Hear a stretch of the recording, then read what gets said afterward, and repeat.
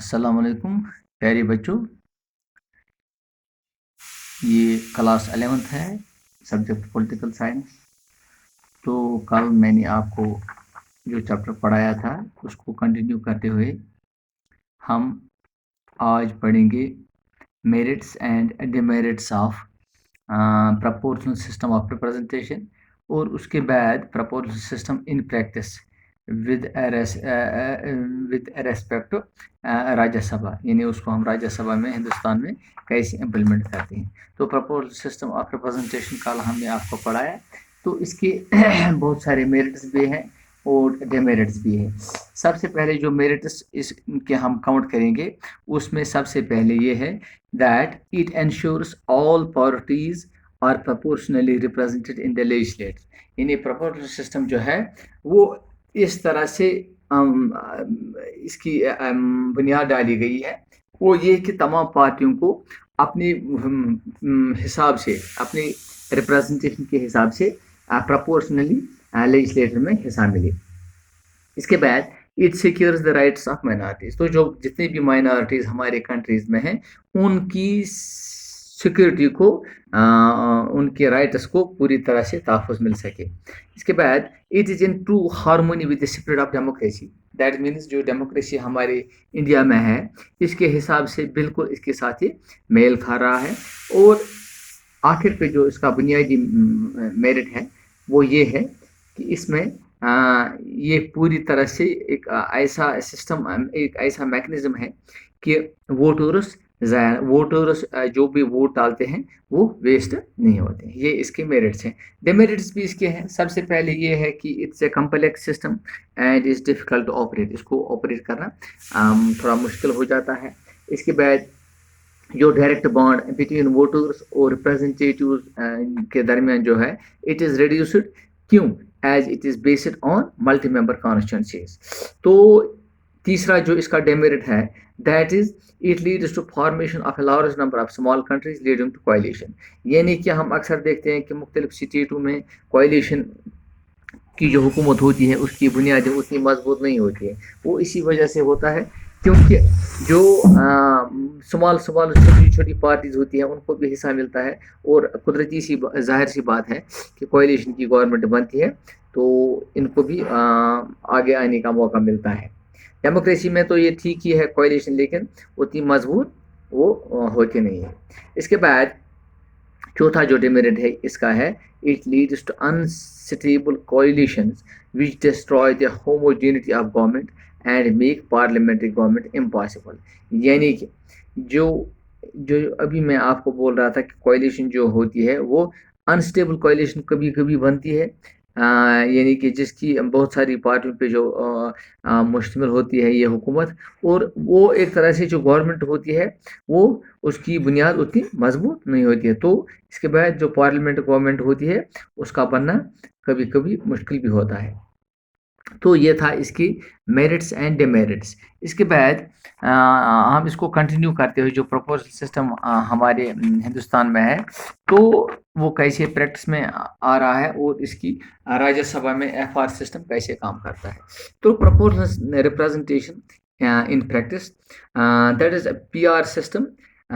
ये नीदरलैंड में भी है, इज़राइल में भी है। तो इन कंट्रीज़ों के साथ साथ पहले हम आपको ये बताएंगे कि एक कंट्री को ट्रीट किया जा रहा है एज ए सिंगल कॉन्स्टिट्यूंसी, तो और सीटों को अलॉट किया जा रहा है हर पार्टी को किस हिसाब से कंट्री को मल्टी मेंबर कॉन्स्टिट्यूंसी में तब्दील किया जा रहा है। So each party prepares a list of candidate for each constituency depending on how many candidates have to be chosen from the constituency. So दोनों सिस्टम्स में वोटर्स एक्सरसाइज देयर प्रेफरेंसेस, किसको वो वोट डालने जा रहे हैं, और एक तरह से कैंडिडेट चुन के आ रहे हैं तो रिप्रेजेंटेशन मिलती है। So the representatives from each constituency could belong to different parties.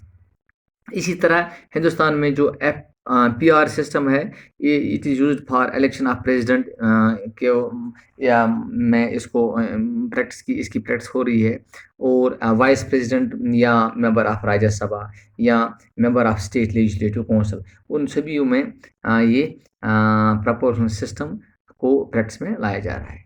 तो पीआर सिस्टम इन राज्यसभा में आपको एक यहाँ पे थोड़ा सा इसका हम तज़किरा करेंगे। सो हिंदुस्तान में PR has been adopted for electing members to Rajya Sabha on the base of single transferable vote system, यानी कि हम हर एक मेंबर को पूरी तरह से एक एक वोट मिलता है उसका, जिसका वो हक जिसका वो इस्तेमाल करता है। So each state has a fixed voter of seats for Rajya Sabha. तो हर एक स्टेट को फिक्स्ड कोटा मिलता है, फिक्स्ड कोटा राज्यसभा के लिए। मिसाल के तौर पर हमारी जब आज से 2-3 साल से पहले जो हमारी स्टेट थी जे.एंड.के, यहाँ पे राज्यसभा के 5 मेंबर हुआ करते थे, राज्यसभा के 5 मेंबर हुआ करते थे हमारे जे.एंड.के स्टेट में। इसी तरह से मुख्तलिफ स्टेटों को हिंदुस्तान में एज़ पर देयर पॉपुलेशन या एज़ पर देयर कॉन्स्टिट्यूंसी के हिसाब से उनको सीट्स मिलती है। इसी तरह so the members are elected by the representative state legislative assemblies. Voters include MLAs of the state. यानी कि आपको ये पता होना चाहिए कि जो MLAs होते हैं, जो सबसे पहले जिसको लोग चुनते हैं, उसी यही MLAs फिर बाद में इनको चुनते हैं। जो लेजिस्लेटिव असेंबली के MLAs होते हैं, जिनको हम चुनते हैं, बाद में यही इस राज्यसभा को जो कि जितने भी जो मेंबर होते हैं वो जो चुन के आते हैं, लेकिन इन्हीं MLAs का वोट वहाँ पे होता है। So each voter ranks candidate in order of his preference. जो कैंडिडेट को जो वोट मिलता है वो एज पर देयर प्रेफरेंस मिलता है, यानी जिस MLA को जिसको वोट डालना होता है एज पर हिज चॉइस वो उसको वोट डालता है। सो जाहिर सी बात है जो भी कैंडिडेट विनर होता है उसको ये ज़रूरी होता है कि वो एक स्पेसिफिक कोटा ऑफ वोट्स हासिल करे, एक फार्मूला के तहत, जो कि मैंने आपको बताया कि कोटा इज इक्वल, पिछले लेसन में भी आपको बताया, quota is equal to total votes polled बटा total number of candidates to be polled +1, यानी कि एक जो विनर कैंडिडेट होता है उसको कम से कम एक वोट ज़्यादा मिलना चाहिए। मिसाल के तौर पर अगर हम राजस्थान की बात करेंगे, for example 4 Rajya Sabha members are to be elected, या किसी और स्टेट की बात करेंगे जहाँ पे 4 राज्यसभा मेंबर्स को इलेक्ट करना है।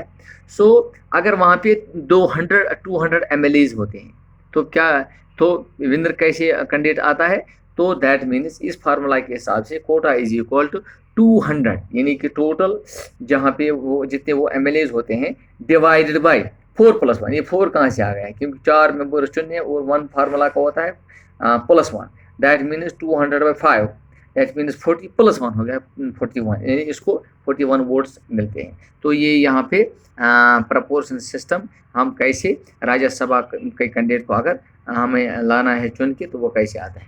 This is sufficient for today. Okay.